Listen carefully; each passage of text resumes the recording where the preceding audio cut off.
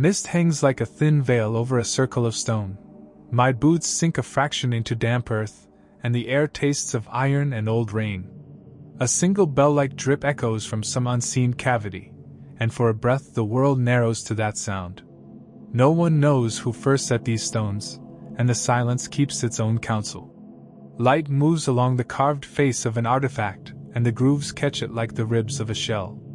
The play of light makes the carving speak in the language of shadow, an animal that is at once familiar and wrong, an arrangement of symbols that refuses tidy translation. Researchers map the grooves with laser scanners and photogrammetry, recent survey, but the skin of those marks holds questions deeper than the machines can read. Perhaps the greatest mystery is not who made this, but why they chose to leave it for us exactly as they did. What do you believe when you stand among such work? Do you trust the slow, patient methods of radiocarbon labs and stratigraphers, or do you tilt your head toward the myth and listen? I ask because these sites demand both answers, the precise and the imagined, the dated and the dreamt. No one knows how many hands touched this stone. The enigma deepens when modern tools reveal machining tolerances and quarry marks that look older than the maps we keep. Thermoluminescence, where used, returns ages that tease at timelines. Thermoluminescence test, recent. Laser scan overlays show tool marks parallel to one another in ways a single craftsman's eye would recognize. Yet the scale of the work argues for a cooperation beyond what our social models comfortably allow. Who organized such labor, and what did they offer in exchange? A fisherman pulls up a shard from a silted estuary. It is covered in a black incrustation that hides delicate geometric inlay beneath. The town elder calls it the sea's memory, and remembers a story his grandmother told about a marsh that swallowed a village whole, local name. The drowned place. Locally, Lugar Submergido, pronounce, El Lugar Sumergido. Folklore like this is rarely literal, and yet sometimes the myths point toward lost coastlines, rapid subsidence, or ancient tides that shifted trade routes and tongues. Oral memory can be a kind of map, a mnemonic stitched to stone and salt. No one knows the original name for many of these places. When we call them with modern labels, site, ruin, monument, we simplify a fullness of use: shrine, market, school, burial ground. Each possibility changes the story. Was that circular depression in the bedrock a ritual basin, a communal cistern, or simply a quarry pit? The records we do have, shipping logs, early colonial sketches, fragments of treaties, are partial, colored by agendas and translation errors, recorded 1700s, 1900s. I stand where an excavation once halted because the local authorities insisted the ground was haunted. They were not being dramatic. Machines thrum at the edge of superstition, and sometimes superstition is a kind of protection, unhelpful to the eager, and protective toward fragile context. The ethics of digging are never neutral. With every trowel scrape you risk an erasure that cannot be fully repaired. That is why modern teams use non-invasive imaging first, ground-penetrating radar, magnetometry, drone LiDAR, and why the contested decision to open ground becomes a mini-political drama. Why do some ruins remain untouched by proper study for centuries? Often because they are out of sight, hidden beneath dunes or silt, or because the cost and access are prohibitive. Sometimes, because the living community values them differently, a shrine to be left alone, not parceled into an academic paper. When archaeologists arrive with permits and protocols, they encounter a living web of meaning. That is when research must change from taking to negotiating. No one knows how the trade routes once threaded this landscape. Pottery sherds, isotopic traces on human teeth, and bead chemistries suggest connections hundreds of miles long. Isotope study, recent. A broken amphora tells a story of a touchpoint, where a pot was traded, where a word was exchanged. Trade is a language of objects, and objects preserve accents that languages themselves often lose. In the dry light of a laboratory, under a microscope, a shard tells its private history. Microscopists map mineral inclusions and microstrata of repair. Residue analysts coax traces of ancient meals from absorbed fats.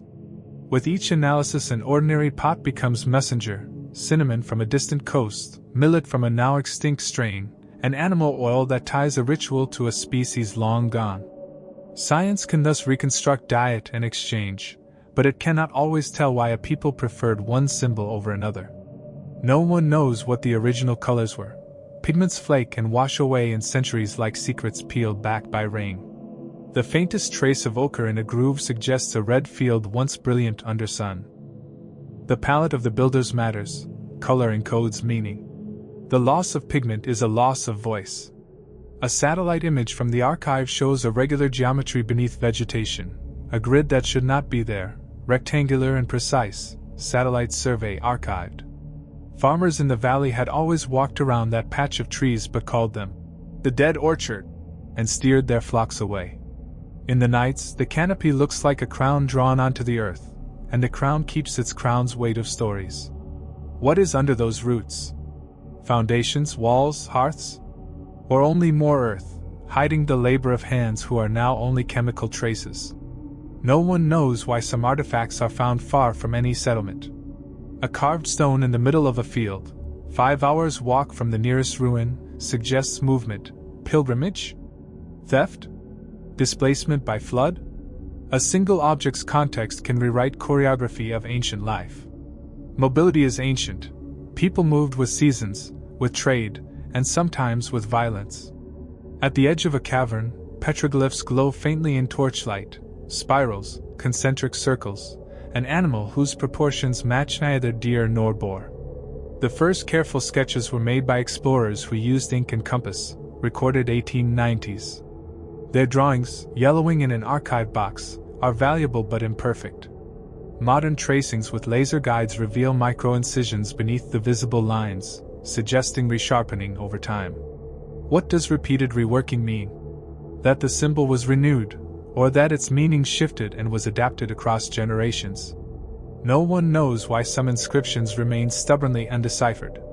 Language is a tightrope. To read an inscription is to have a Rosetta Stone in hand, some bilingual hinge. Most scripts do not come with such hinges. We have epigraphers who line up letter forms and test statistical models. Sometimes a pattern emerges and allows tentative readings, small glimpses into grammar and ideology. But without bilingual anchors, whole discursive worlds remain opaque. A local elder hums a fragment of a song and runs a callous hand along the base of a pillar. He gives the name, then provides a pronunciation guide. Say it like this. Pronunciation, LNH. Voice recordings help preserve tone and intonation, and they sometimes reveal wordplay or puns lost in written transcription.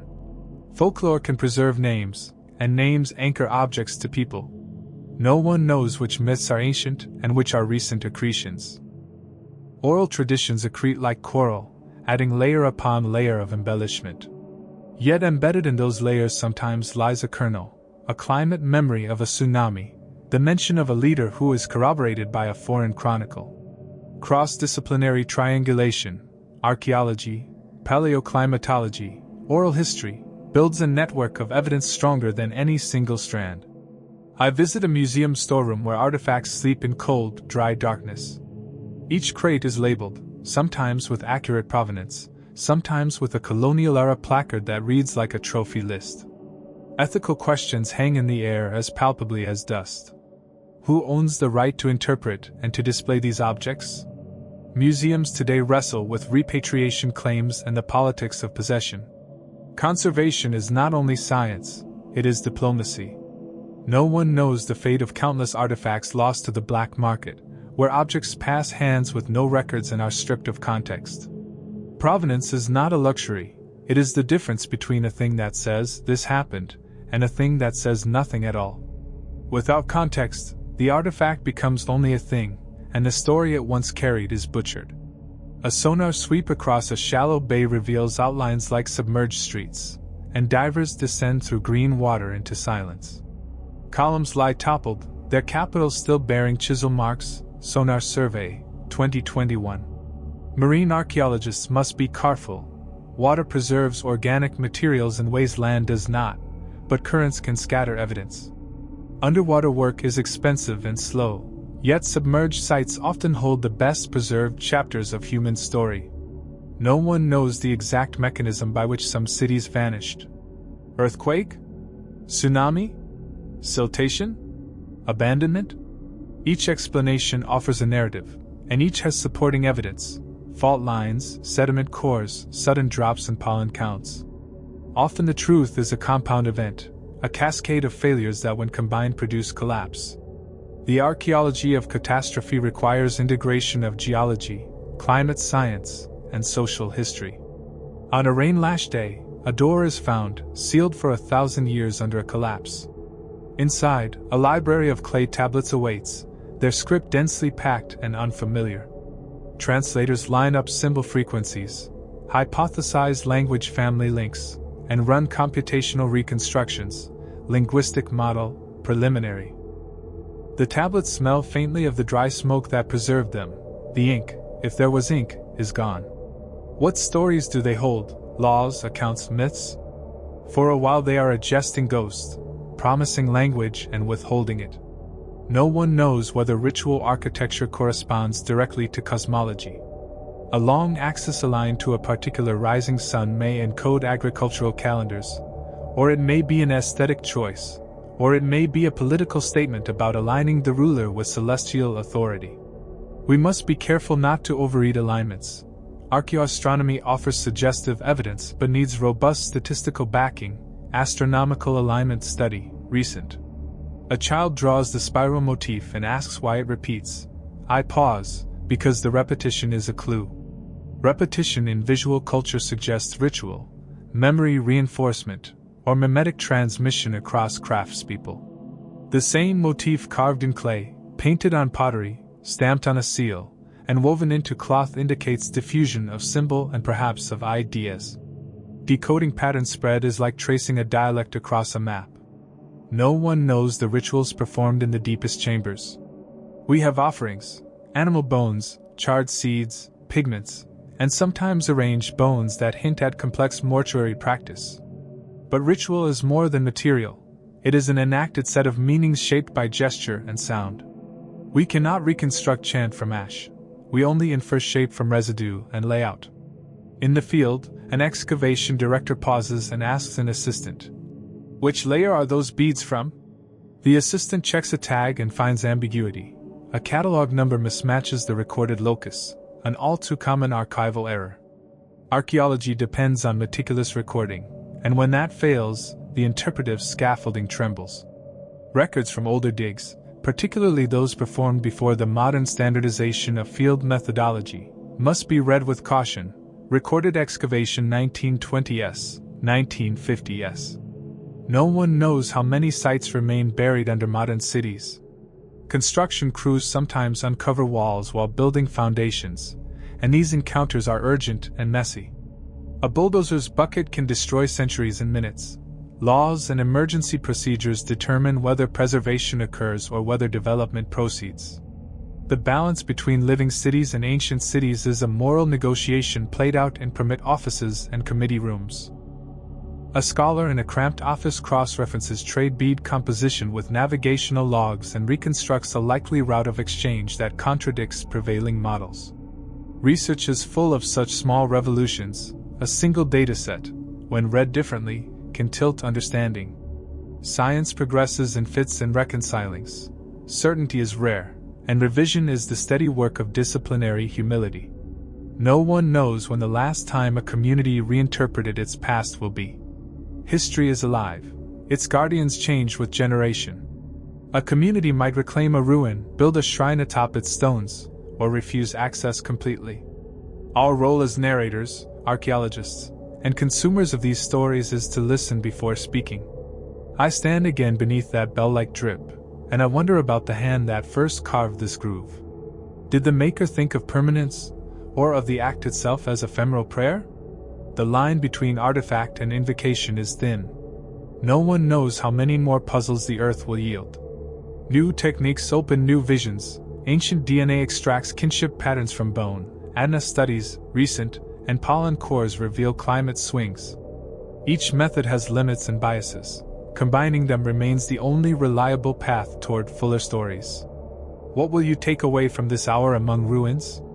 Will you find reassurance in the slow accretion of scientific fact, or will you succumb to the romance of mystery?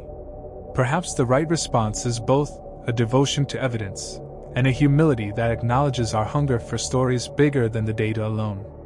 No one knows the exact moment when curiosity tiptoes into obsession. The devotion that drives careful conservation is kin to the obsession that drives looting. The line is ethical and razor-thin. That is why we must keep standards high and temptations low, and why communities must be equal partners in preservation.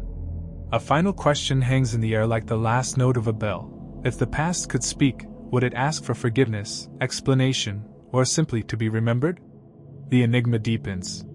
The wind finds the ruined cornice and sings through a seam of carved holes. The sound is small and ancient, like breath passing through a reed.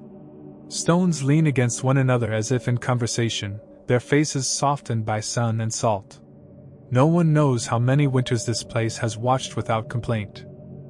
A shard of pottery catches sunlight and flares like a small promise. Under a loupe, a craquelure becomes a map of repair. Tiny finger marks linger where a potter once smoothed a rim. Human hands that felt the same rush of care when something turned out right. That intimacy is the thing we forget when we speak only of dates and schemes. The makers were people with small, private satisfactions. Archaeologists dust carefully, using sable brushes and patience as if they might coax memory from the matrix. Each sweep reveals not only object but choreography, the order of deposits, the neighbor relations of shards and seeds, the way soot patterns mark a hearth's use life. Field notes, written by hands that smelled of smoke and rain, are the first drafts of interpretation. We read them like love letters sent across time. No one knows the private griefs folded into many of these sites. Bones tell of famine seasons, of sudden adolescent deaths, of healed but crooked fractures that speak of accidents and recoveries. Osteologists map stress markers and dietary shifts with clinical precision, stable isotope analysis, recent. Yet a name rarely attaches to a skeleton. Anonymity remains the common human condition in prehistory. A conservator works on a bronze plaque in a lab lit low. Under magnification, corrosion layers stratify like rings in a tree, each layer a chemical diary of burial conditions, alternating wet-dry cycles, salts, bacterial action. Conservation is a negotiation with entropy. The aim is to slow a process, not to stop time. That restraint is itself an ethical statement about stewardship. The enigma deepens when inscriptions refuse tidy grammar. Letter forms bend and mutate across a single inscription, suggesting either long use or multiple hands. Epigraphers debate whether shifts in stroke indicate a changing orthography or simply the whim of a single scribe. Script is a living thing. Scripts grow, borrow, and die. No one knows the full breadth of ancient diet. We reconstruct meals from carbonized seeds, from lipids embedded in pottery, from residue on stone mortars. The presence of a foreign spice in a hearth sample can rewrite assumptions about contact and exchange. An exotic seed in a poor village hints at trade networks that cut across social stratification.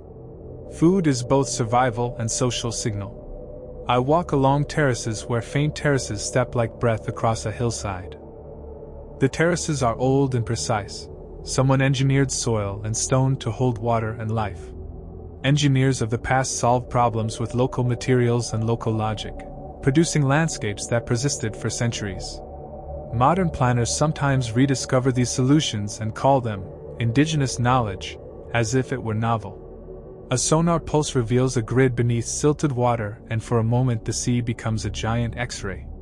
Divers go down through green beams of particulate, their lights carving white tunnels. Columns lie where sea swells toppled them, each capital a weathered crown inscribed with grooves made by chisels and tides alike. Marine wood, preserved by anoxic mud, whispers of ship timbers and cargo that the sea has kept secret. No one knows the names the inhabitants used for their cities. We give them labels based on later maps or colonial designations. Those names are useful tools, not truths. Names change like languages. The palimpsest of place names tells a story of conquest, migration, and cultural layering. A remote sensing survey finds linear features under a scrubland, long, straight scars that look unremarkable from above but, when ground-truthed, reveal a roadbed paved with packed gravel and reused ceramics. Roadways are the arteries of ancient worlds. Their directionality hints at centers of power and peripheral markets. Movement organizes life. The enigma deepens when isotopic signatures of teeth reveal childhood origins hundreds of miles from the burial place. People moved, sometimes out of choice, sometimes by force. That mobility creates complex kinship geographies that complicate our neat maps of cultures. Kinship is flexible across time. Ancestry is a braided rope. No one knows which rituals were private and which were public, which rites required the hush of a closed chamber, and which were staged under an audience of the living. An arranged array of broken bowls could be a household disposal or a ceremonial deposition. Context is the interpreter's key, and when context is ambiguous, imagination fills the margins. A fieldwork photograph from an early 20th century expedition shows men in coats and hats standing beside a freshly opened trench. Their smiles, framed by the era's assumptions, mask the messy ethics of acquisition. Many collections in museums were formed under conditions now judged unacceptable, purchases that blurred the line between excavation and extraction. Rewriting those histories is part of modern archaeology's accountability. The enigma deepens when modern genetic studies reveal kinship patterns that contradict oral genealogies. DNA ties strangers together and splits supposed clans. The biological record can destabilize identity narratives carefully held by living communities. The science is powerful and delicate. Presenting results requires sensitivity. No one knows the soundscape of a ruined city. Stones do not sing except in our imagination, and acousticians can only simulate likely effects of architecture on sound. Yet when we enter vaulted rooms and clap, the echo gives a hint of scale and intimacy. Sound shapes ritual. Ritual is designed to be heard. At a coastal cliff, a sequence of beach ridges records pulses of sea level and storm. Geoarchaeologists take cores and red sand layers like pages in a book. Tsunamis leave abrupt deposits that can be correlated across shorelines. Sediment core comparison, recent. Such events reconfigure human geography, rerouting trade and reshaping memory. No one knows how many discarded objects were functional accidents. A badly fired pot might have been kept for its quirk, a marker of identity, or an object of affection. Not every object conforms to a utilitarian logic. People keep things because they matter, not only because they make sense in economic terms. The enigma deepens when stylistic analyses show sudden changes in motif across regions, a spiral that appears in ceramics hundreds of miles apart within a few generations. Such rapid diffusion implies vectors, migrating artisans, trade routes, or the spread of a charismatic polity. Tracing those vectors tests our models of cultural transmission. A manuscript fragment surfaces in a private collection, its script slanted and hurried. A researcher arranges to photograph it under multispectral imaging, multispectral analysis, recent, and invisible ink blooms into legible lines like ghostwriting made visible. The technical tools of recovery often feel like conjuring. What was lost returns under a new light. No one knows the politics behind many early excavations. Nationalism, prestige, and the spectacle of discovery sometimes drove teams to prioritize sensational finds over careful context recording. The poor records of those digs complicate modern analysis. Reassessing those archives is a detective story in itself. The enigma deepens when climate proxies show a slow decline in precipitation concurrent with cultural shifts. Drought can pressure systems, but human responses vary: migration, innovation, adaptation. The past offers models but no deterministic script. I hold a bead threaded on ancient string, and the tiny perforation is worn smooth by fingers long past. Where patterns map use, whether the bead was strung for months or generations. Small-scale taphonomy contains social biography. No one knows the religious imagination of many ancient peoples. We see altars and model animals and infer gods, but the shape of belief is more than objects. It is a web of stories, prohibitions, and aesthetic choices that guided daily life.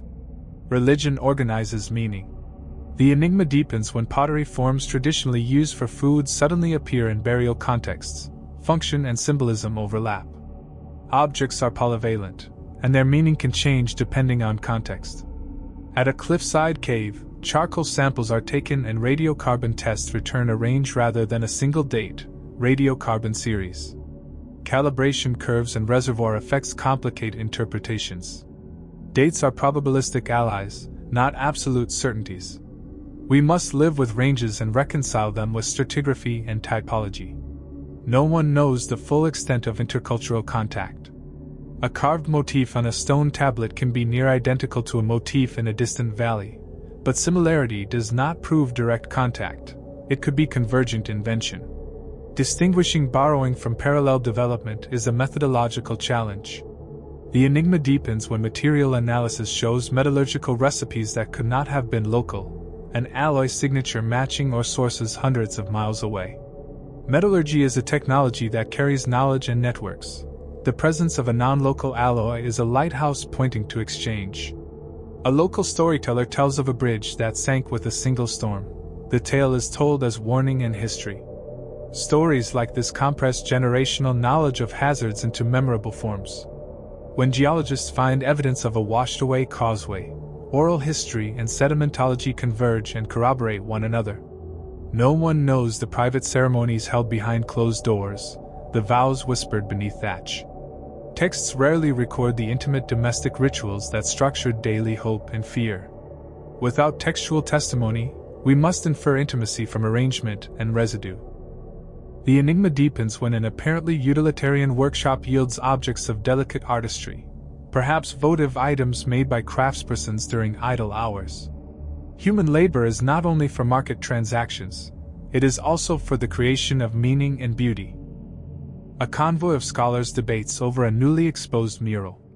Conservators insist on stabilization before publication. The media calls it a rediscovery. The rush to publicize can damage fragile finds. Prudence is a professional virtue. Ethical archaeology restrains spectacle. No one knows the true horizon of our ignorance. Each method peels back a layer and reveals a smaller question beneath. That iterative peeling is the discipline's heart, not the grand reveal but the patient narrowing of what is unknown. The enigma deepens when a simple typological shift reveals a migration wave rather than local evolution. Material culture can be a language of movement. Patterns in ceramics, burial practice, and construction combine to tell stories of uprooting and settlement. I listened to a recording of a local elder recounting a flood tale.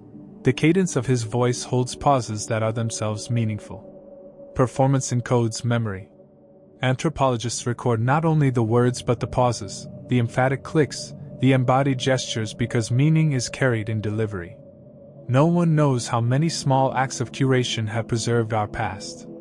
A grandmother keeping a pot in a cupboard for luck may have performed the crucial act saving an artifact from destruction. Cultural practices of care are invisible but vital. The enigma deepens when conservation choices themselves become contested.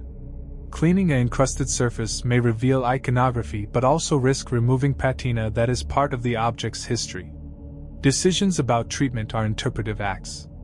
At night, the ruins look like the ribs of an animal laid bare, and the moon outlines the contours in a cruel, honest light.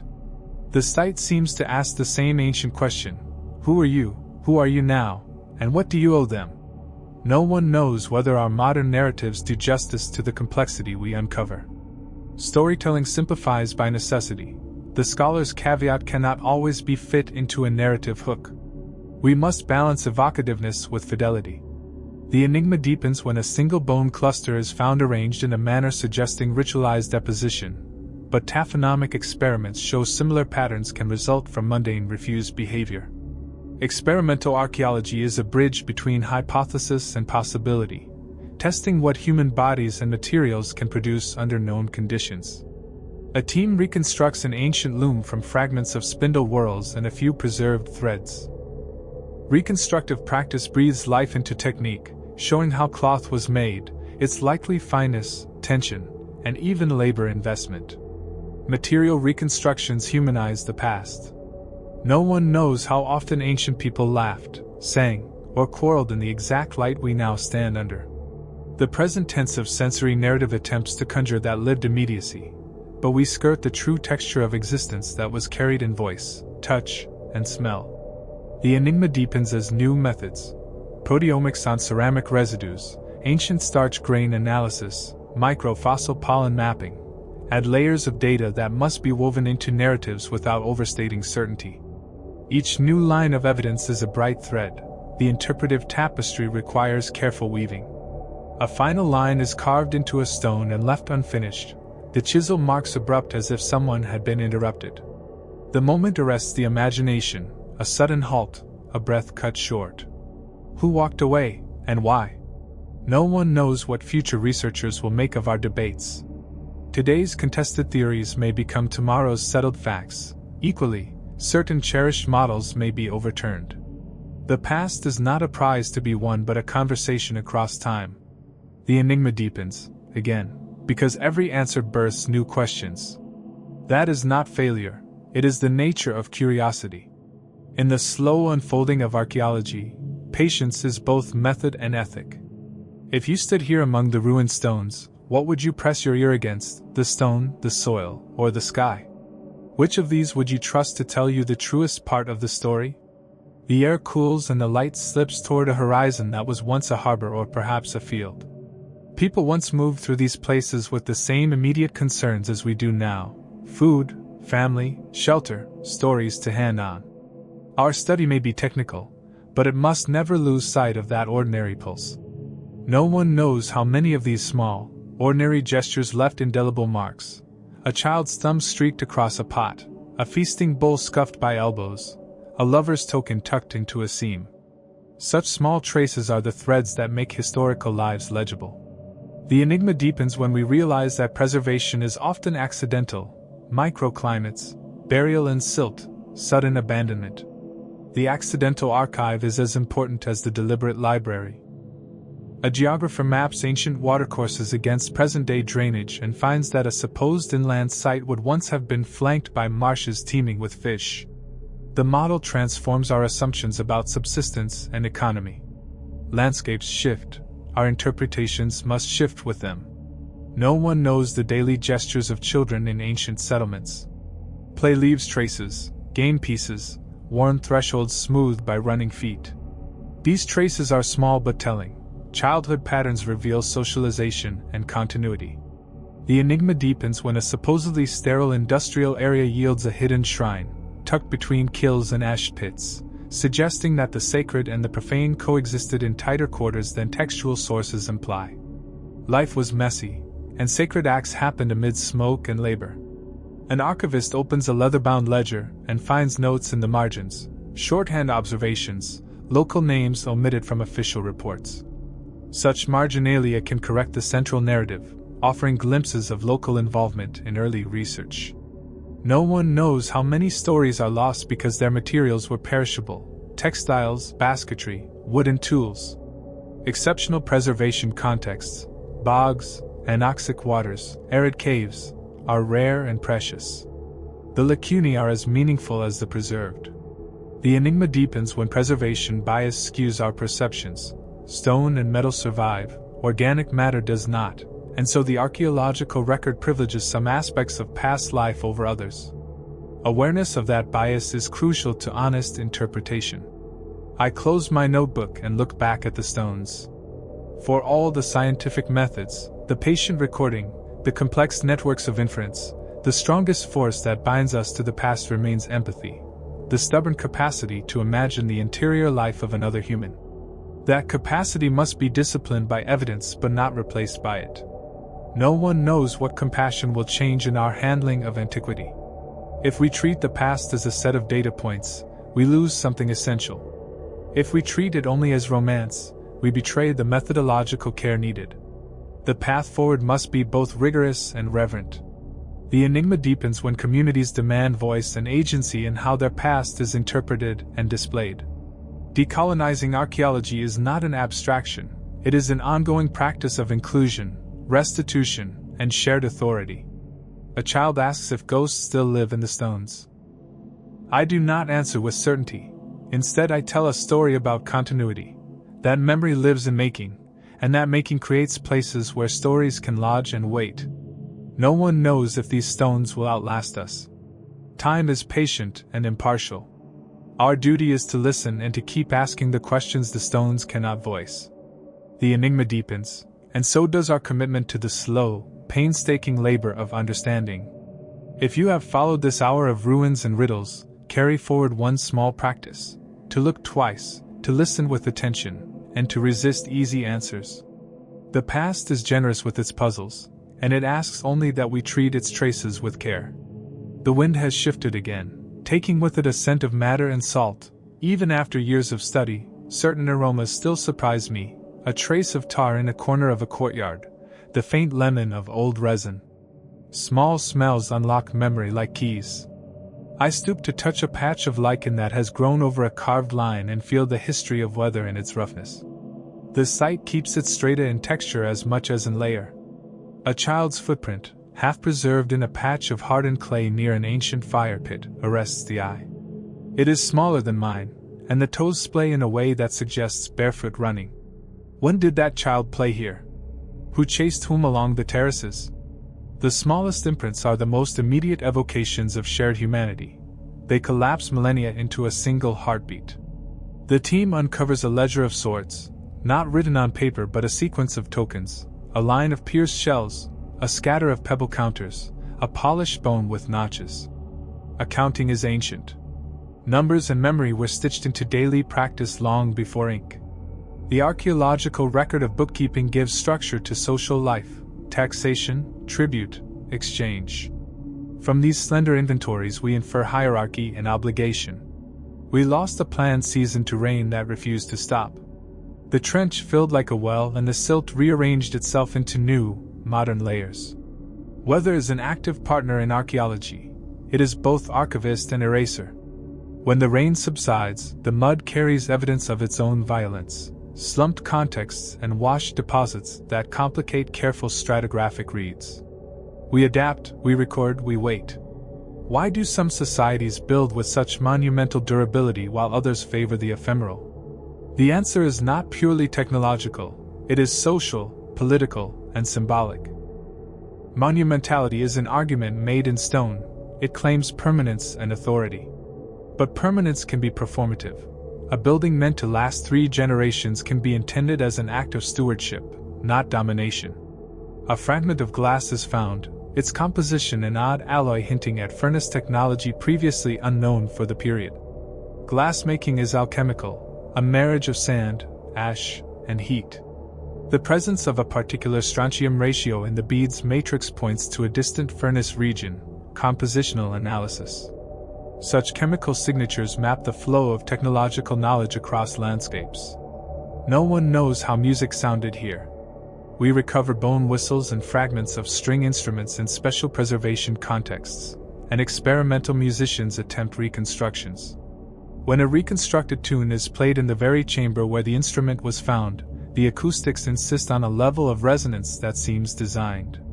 Were these instruments merely for private amusement, or did they carry ritual gravity? A nocturnal watch keeps the camp alive. Lanterns swing like planets against dark sky, and the low murmur of conversation is a human chorus. Plans for the next day's grid, hypotheses about an odd deposit, the mundane worry over rice for the cook. Field life is not romance. It is a shared, pragmatic struggle that forges bonds as durable as anything we unearth. The enigma deepens when a stone tool exhibits a use-where pattern inconsistent with its presumed function. Microware analysts trace edge polish and percussive pitting and suggest it was used in hideworking rather than in heavy chopping. Such reassignments change our understanding of daily work and craft specialization. A caravan once passed this valley, a ribbon of trade that left its residue not just in coins but in culinary seeds, textile impressions, and a sudden adoption of a pottery rim type. Material culture migrates with people, and people migrate for a spectrum of reasons: climate, conflict, opportunity. Mobility is the engine of cultural change. No one knows the private names of gods that once mattered here. We find altars and votive deposits, but names are slippery without texts. Epigraphic fragments occasionally offer a god list, but fragments are coy. They reveal a pronoun, an epithet, the ghost of a title. Theologies are reconstructed like mosaics from shards, and the whole image remains tentative. In the conservation lab, a textile unfurls as though waking. Threads blown fragile as breath reveal a pattern of dye and weave that speaks of an artisan's skill. dye vats, mordants, and a knowledge of plants now almost forgotten. Textile studies open doors to technology, economy, and even trade. A dyestuff with an exotic chemical fingerprint implies long-distance exchange or elite preference. A ritual deposit of animal bones yields a cluster of species chosen for their symbolic resonance rather than dietary value. Sacred animals crosscut subsistence.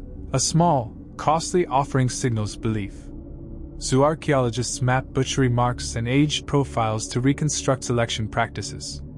Ritual choices are windows onto cosmology. No one knows if the carved masks were worn or mounted. Fastening loops are absent. The masks may have been mortuary images or architectural attachments. Experimental wear tests help. A reconstructed mask weighted to ancient measures fits a human face differently than when mounted on a pole. Function is a problem to be solved by ingenuity, not assumption. A boundary marker is found at a river bend, inscribed with a sequence of signs.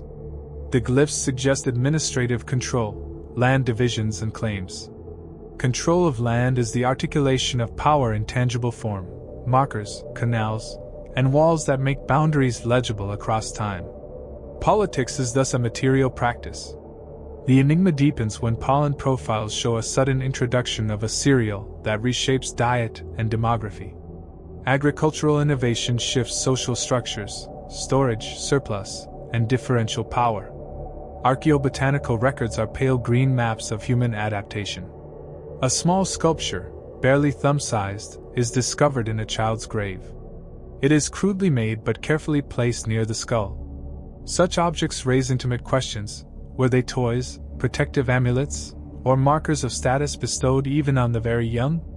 The presence of such care and burial speaks to an ethic of personhood. No one knows how storytelling shaped identity. Oral narratives bind groups and create heritage. Their forms migrate with families. When folk tales mirror archaeological horizons, we suspect that memory and stone converse. Storytelling sustains culture when state apparatuses are absent. The enigma deepens as we reconstruct craft economies. A series of kills, their dumps rich with misfired pots, reveals a village's specialization. Labor was organized, knowledge transmitted in apprenticeships. The economy of craftness is an underappreciated engine of innovation. At dawn, mist lifts from terraces and reveals traces of irrigation channels. The channels are narrow and precise, and their distribution suggests a communal management system, rules about rotation, rights, and maintenance. Water governance is ancient governance. It creates interdependence and institutions. A ceramic seal, impressed with a motif of intertwined serpents, shows repetition across sites and centuries.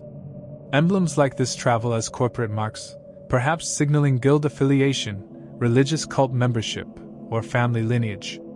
Iconography is social shorthand. No one knows how often identity was performed and reinvented in daily life. Dress, adornment, and even dialect are mutable. Archaeology can detect markers but cannot always read the performative script in full. Performance studies help bridge this gap, but traces remain partial. The enigma deepens when isotopic analysis of animal bones suggests herd movement along seasonal paths that cross modern national borders. Ancient pastoralism ignores modern political lines, reminding us that the landscape's human rhythms predate contemporary maps. I sit with an elder as he shows me a worn path that skirts the ruins. He calls it by an old name and traces the route with a finger. His memory is geography. Such embodied knowledge is often absent from formal records but invaluable for navigation, oral history, and risk awareness. A child's game board, scratched into bedrock, reveals rules played for generations. The alignment of indents matches a surviving folk game in a nearby hill village. Continuity is sometimes literal, a child's hand on the same stone as centuries before. Such survival suggests cultural persistence even amid dramatic change. No one knows the exact social effect of a sudden influx of exotics, a crop, a metal, a new grain, into a community. Some innovations are eagerly adopted, others are resisted. Resistance patterns reveal social conservatism, identity maintenance, or political calculation. The enigma deepens when a supposedly late horizon appears stratigraphically beneath earlier contexts, a reversal that forces reconsideration of established chronologies. Stratigraphic anomalies are alarms demanding careful re-excavation and reanalysis. Chronology is the scaffold. When it shakes, the house must be remeasured. A fragmentary inscription, when modeled and projected, hints at a narrative sequence, perhaps a dedication or a law. Epigraphers reconstruct probable forms. They test readings against known syntactic patterns. The work is slow and collaborative. Each proposed reading is a hypothesis subject to debate. No one knows the precise role of cosmology in agricultural calendars. Alignments of building axes to solstices suggest a sky-oriented schedule, but whether those alignments were ritual markers or practical orientation for light and heat remains unsettled. The sky is an ambiguous calendar. The enigma deepens when ancient DNA from plant remains reveals that crops were genetically diverse in ways that challenge modern monocultural assumptions. Ancient farmers managed diversity as resilience. Understanding their practices could inform present-day food security in a warming world. A fisherman's net snag yields a carved token, its motifs unmistakable and unfamiliar. The token's find spot suggests circulation beyond strict trade hubs. Objects traverse networks that formal maps miss. The material world has its own cartography. No one knows which sacrifices were symbolic and which were literal. A layer of ash with patterned bone fragments could indicate staged feasting or ritual taboo enforcement. Differentiating between celebration and sacrifice requires context and comparative ethnography. The enigma deepens when rock art panels show sequences that may encode narrative time, repeated figures and incremental poses that hint at storytelling. Interpreting such sequences demands not only description but imaginative empathy. At night, the campfire draws figures closer. Someone hums a melody that seems to fit the rhythm of the pots hammered into place each day. The sound is a small human chorus that connects us to the long line of hands who once shaped and repaired the world. No one knows where the next major discovery will be. Chance plays a role. A foundation trench, a farmer's plow, a collapsed cave roof. Preparedness and ethical reflex matter when chance opens a door. The enigma deepens because our present politics sometimes dictate what is excavated and what is left. Funding biases and national narratives shape research agendas. Archaeology is never free of power. Recognizing these biases is part of scholarly integrity. A student's thesis upends a century-old typology by demonstrating continuity rather than abrupt change in pottery style. Academic revolutions can be quiet and incremental, propelled by meticulous piecing together of data and patient argument. No one knows how we will narrate these ruins a century from now. Which emphases will survive? Which stories will be foreground? The historian's present molds the past we make visible.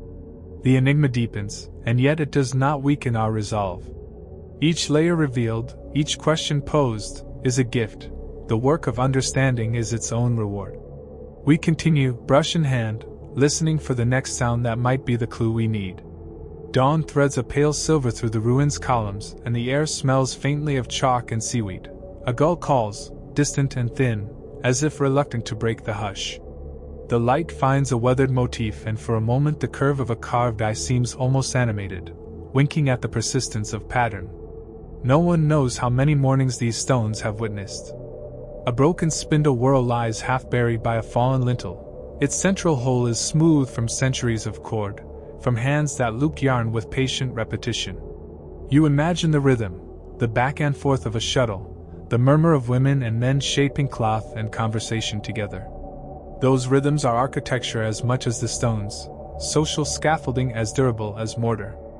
A mapmaker once sketched these ruins in ink, his lines sure and proud, but modern aerial imagery reveals proportions that surprised him: an outer berm, a concentric ring of smaller posts, traces of a plaza worn circular by many feet, survey note, archived.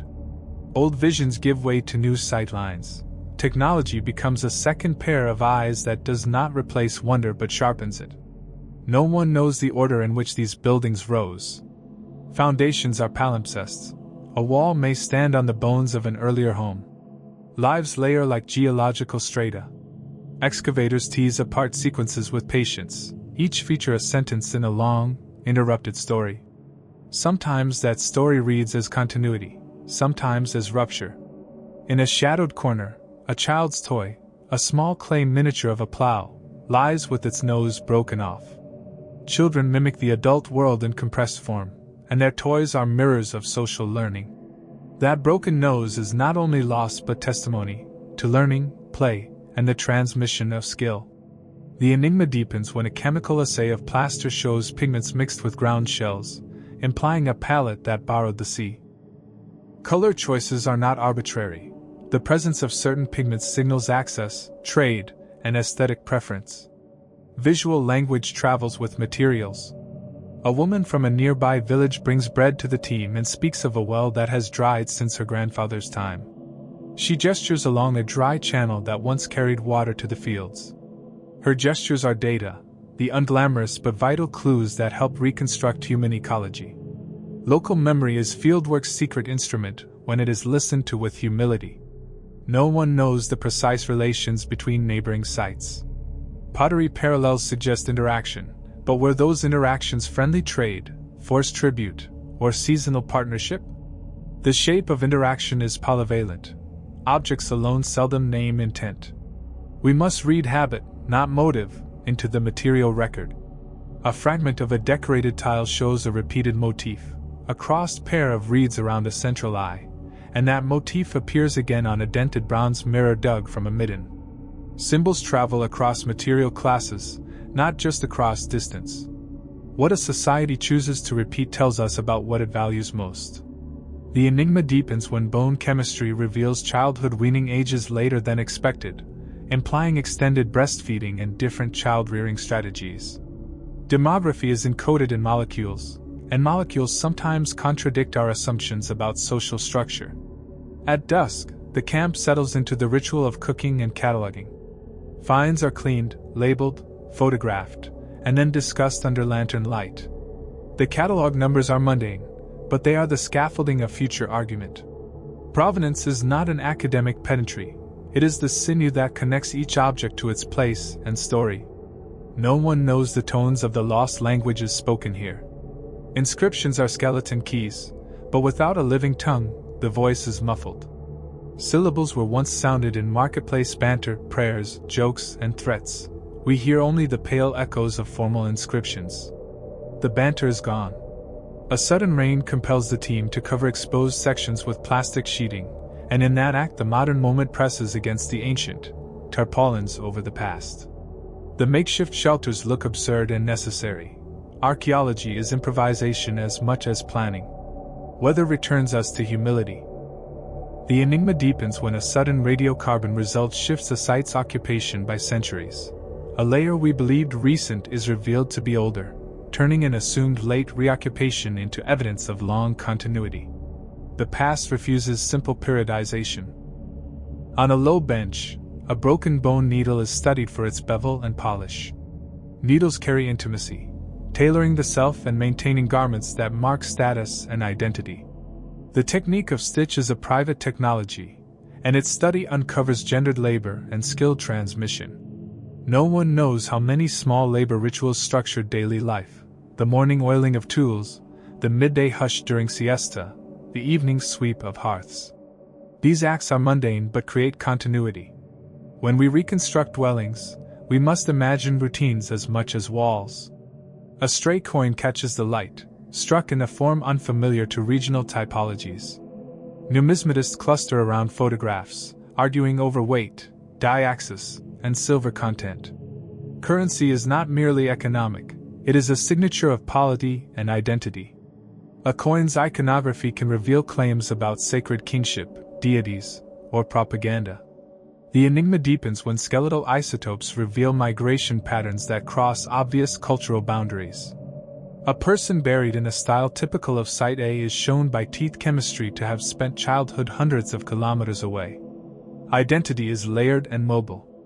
At the waterline, a dark object gleams under silt. Divers free a wooden box sealed with pitch.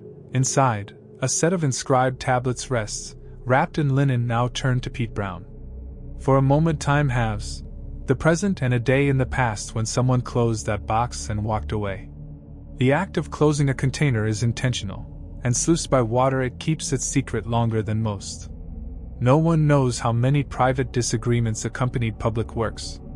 Brushes through accounts hint at late-stage tensions over resource distribution, labor drafts, grain allotments, and disputes over dam maintenance. The scaffolding of the political economy is often visible in the mundane. A carved schematic on a limestone slab shows a plan, a network of channels and gates. Hydraulic management requires not just labor but governance, rules, adjudication, and enforcement. Water is not only a resource, it is a political technology that shapes social forms. The enigma deepens when ancient pathogens are recovered from dental calculus, revealing health landscapes filled with parasites and bacteria that shaped lifetime experiences in ways our texts do not record. Disease is a hidden actor in history, steering migrations, labor capacity, and social structures. In the quiet of a makeshift lab, a conservator peels back centuries of soot from a painted frieze, revealing a procession of figures, not gods, but townspeople carrying baskets and banners. The revelation reframes the wall from sacred myth to civic life. Art can memorialize the everyday as forcefully as it does the divine. No one knows which of these people saw themselves as the ancestors of the living. Ancestors are claims as much as bloodlines. Some societies actively invoked the dead to legitimize landholding. Others did not. The archaeological record can sometimes reconstruct ancestor veneration through special deposits and structural continuities, but certainty remains rare. The enigma deepens when landscape archaeology shows that a supposed boundary was in fact a dense network of intervisibility meant for signaling. Hilltops host relay posts. Light and smoke become ancient telecommunications. The material world is full of messages. A fragment of worked bone, pierced for suspension, is worn on one edge as if it once brushed repeatedly against skin or cloth. Where patterns are biographies. Objects are not static, they age in use and their patina records affection or repetition. No one knows how the modern gaze colors our reconstructions. The questions we ask are shaped by current concerns: heritage law, identity politics, tourism economy. Our priorities are not neutral. Recognizing our moment's frame is part of scholarly honesty. A scholar returns from a village meeting with new oral testimonies, a memory of a road, a name for a hill, a song fragment. Each contribution is a tessera in a mosaic. Combined, they illuminate patterns that alone would be invisible. Collaboration with communities is not only ethical, it is epistemic.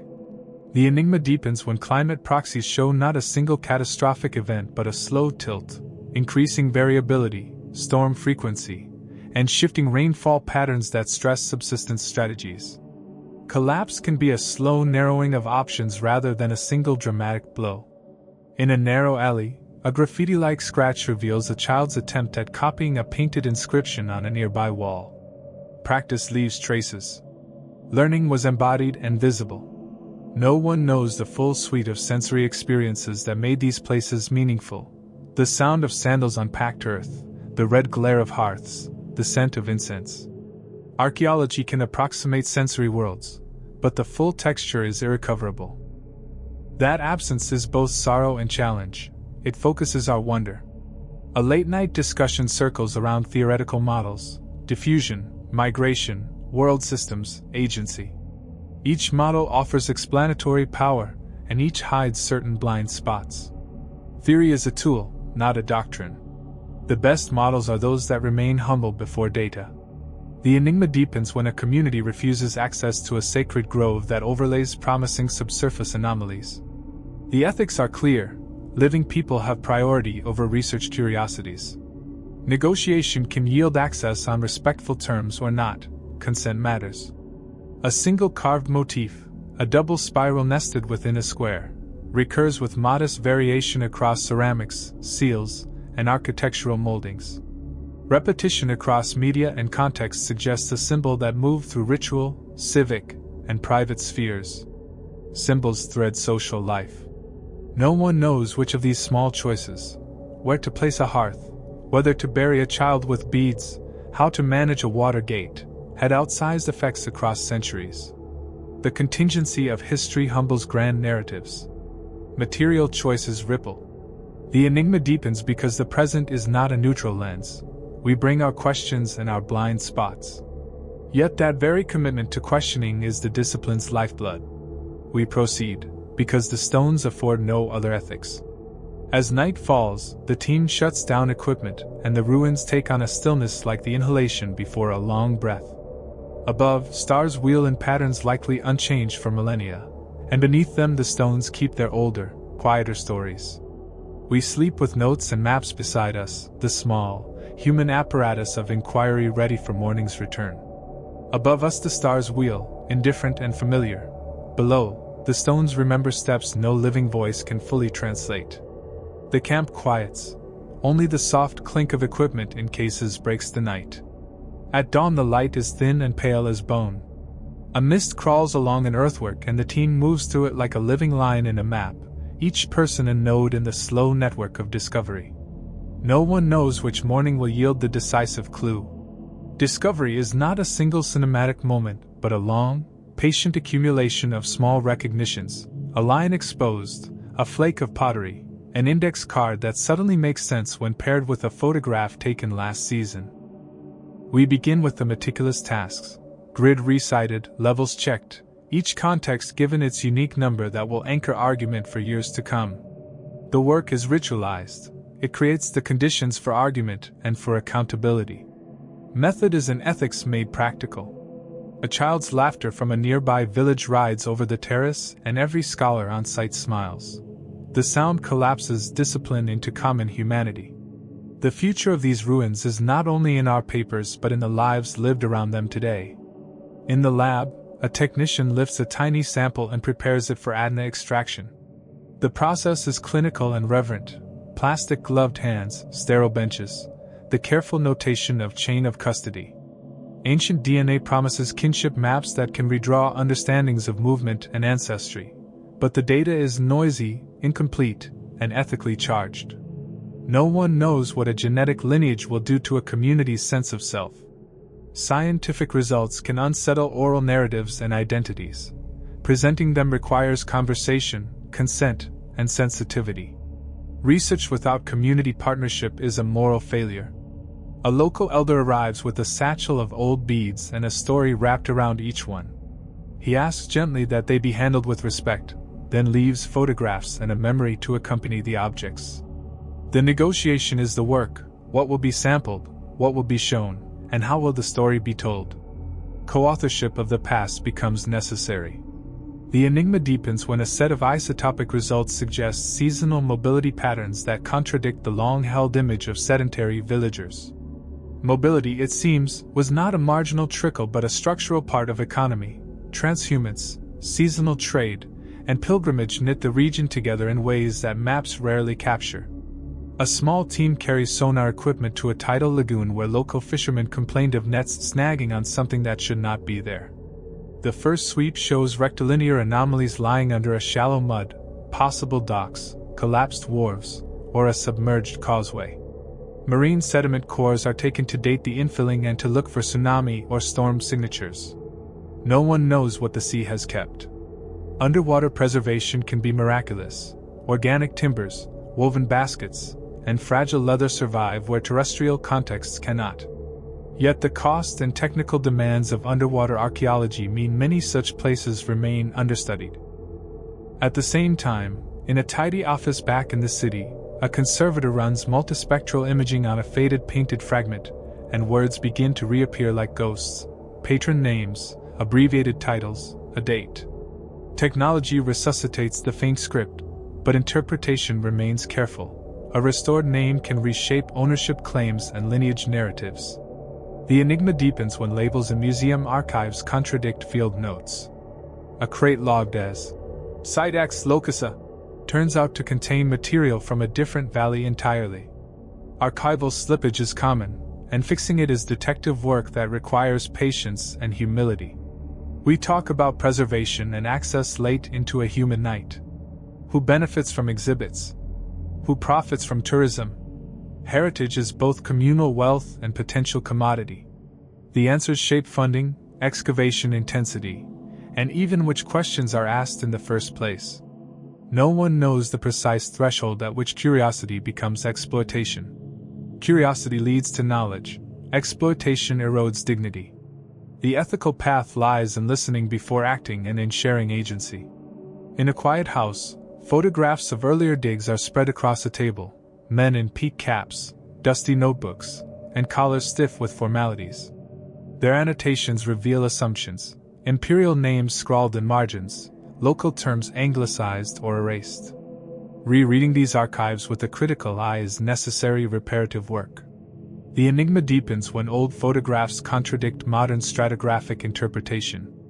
A trench profile seen in a picture might show a layering that does not match current readings, suggesting either recording error or later disturbance.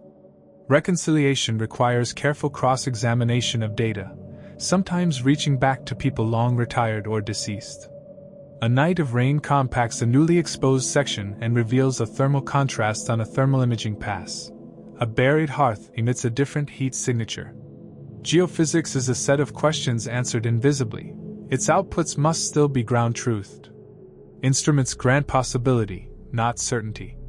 No one knows the sound of a vanished market at noon, but we can reconstruct its likely hum from refused concentrations, artifact dispersal, and the placement of thresholds. Archaeology of everyday life aims to reconstruct multisensory environments from fragmentary evidence, and those reconstructions humanize data. A ceramic kiln's remains are exposed, its sagging arch, ash dumps ringed with misfired pots. Experimental archaeologists try to refire a replica, counting fuel, airflow, and time. The kiln breathes and responds, making the object reveals tacit knowledge not recorded in texts. Practice complements theory. The enigma deepens when technological imitations succeed in producing objects that look like originals but differ subtly in microstructure. Ancient artisans had constraints and choices. Reproductions force us to confront the hidden craft logics of a society. In the village, a festival prepares to reenact an old harvest procession. Costumes stitched from modern fabric recall motifs seen on fragments in the lab, and the reenactment is a living dialogue between past and present. Performance is not simulation, it is a remaking that keeps heritage alive in new forms. No one knows whether rituals we reconstruct are reenactments of ancient practice or creative inventions that convey contemporary identity. Both are real and meaningful in their contexts. Archaeology must tread gently between reconstruction and invention. A contested petition arrives. A community group demands immediate repatriation of certain carved stones currently slated for display abroad. The legal and ethical frameworks activate. Provenance files are rechecked, donor records examined, and conversations begin. Repatriation is not an abstract policy, it is human negotiation. The enigma deepens because repatriation forces institutions to confront their histories of acquisition, sometimes involving coercion or murky transactions. Redressing harm requires transparency and willingness to cede control. A student pores over microbotanical slides and finds starch granules of a plant thought not to be present in the region until centuries later. If correct, the chronology of crop adoption shifts, and with it the entire model of subsistence change. Small data can have seismic effects. No one knows which small observation will overturn a prevailing model. Science advances by the accumulation of such moments, not by a single heroic sweep. We meet at midday to discuss a problematic mosaic, a face reconstructed from tesserae that appears stylistically out of place given the layer it sits within. Is it a reused fragment? A later insertion? Or does it signal continuity of style longer than typologies allow? The conversation is careful, ideally generous with dissenting views. The enigma deepens when stylistic analysis and stratigraphy pull in opposite directions. Reconciliation calls for more sampling, for cross-references with other sites, and for patience. At the lagoon, divers surface with a fragile plank showing cut marks consistent with shipbuilding techniques of an unexpected culture. The find suggests cross-cultural shipbuilding knowledge, or even the presence of foreign shipwrights working locally. Maritime connectivity is a potent vector of shared craft. No one knows how often artisans traveled versus knowledge traveling through goods. Networks of apprenticeship, migration, and trade all play roles, disentangling them is a long, cumulative project.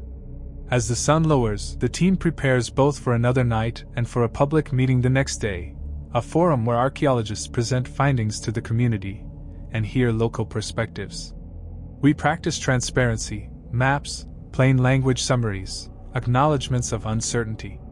The meeting is not a formality, it is the moment when research becomes public and accountable. The enigma deepens because public expectations sometimes outpace the nuance of evidence. Audiences want certainty. Our work produces probabilities. Bridging that gap is part of the storyteller's craft, to translate careful doubt into engaging narrative without distorting truth. Night again, and lanterns sway. Somewhere beyond the edge of the map, another team will be unearthing their own puzzles, their own small dramas of discovery. The work continues across valleys and coasts, a collective patient labor across place and time. No one knows when this particular conversation between stone and story will be resolved. Perhaps never. But each careful sweep of a brush, each respectful conversation with a neighbor, each transparent data release is an argument for collective stewardship. The enigma persists, and it is, perhaps, the gift that keeps inquiry honest and wonder alive. A thin dawn unfurls like a page and the ruined circle drinks it in.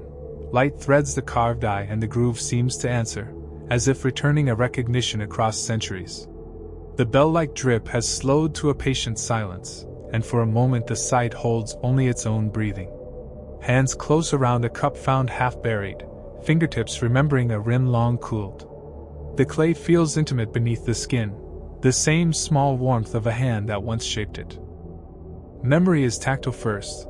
Objects keep the echo of touch where words have failed.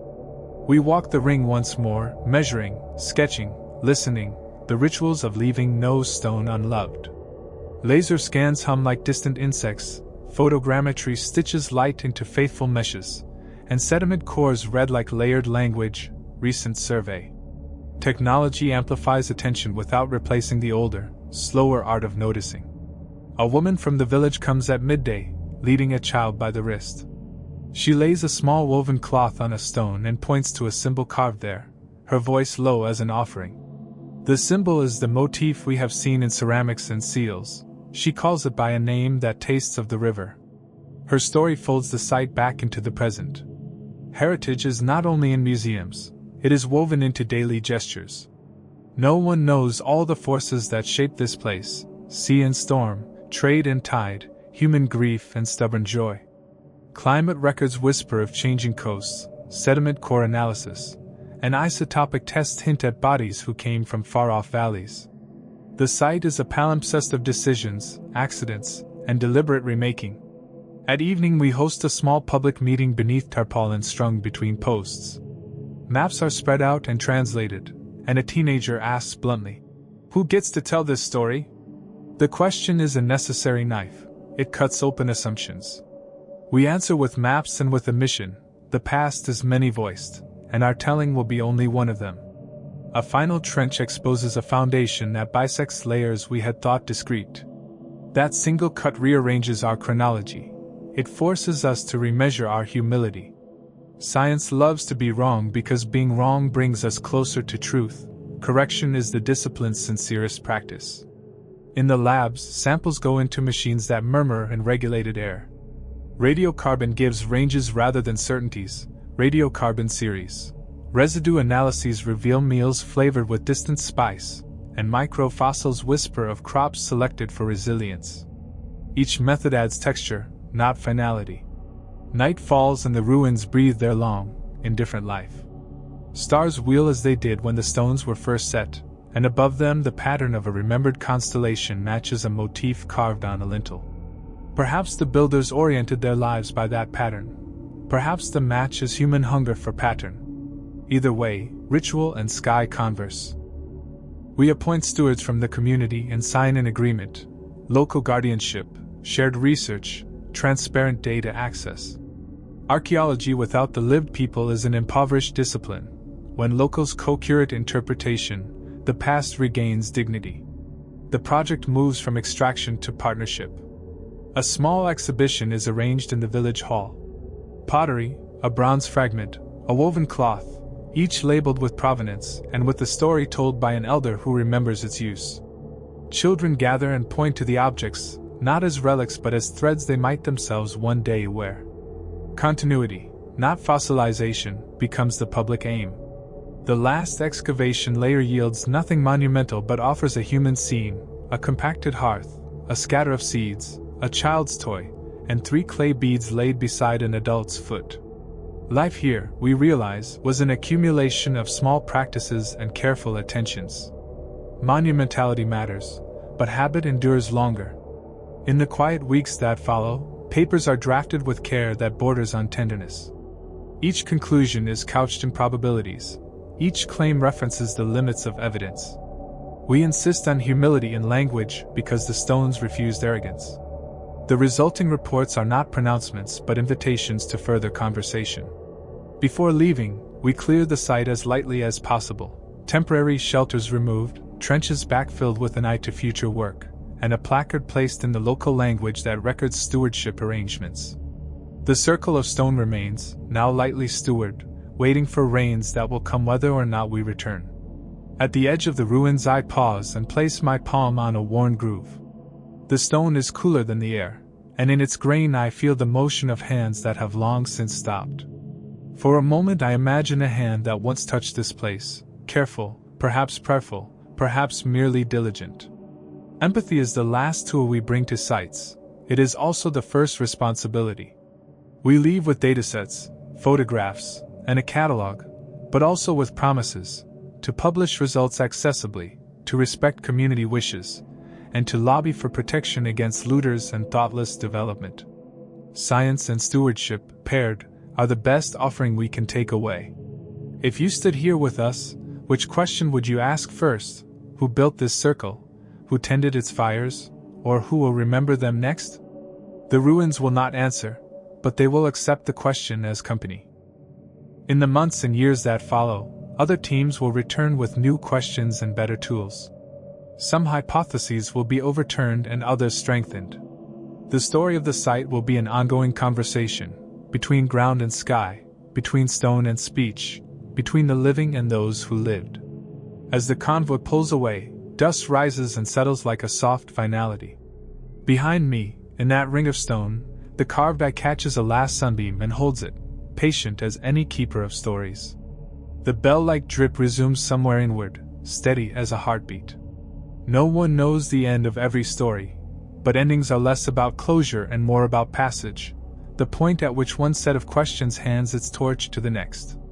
We leave that torch here, and we leave it with care.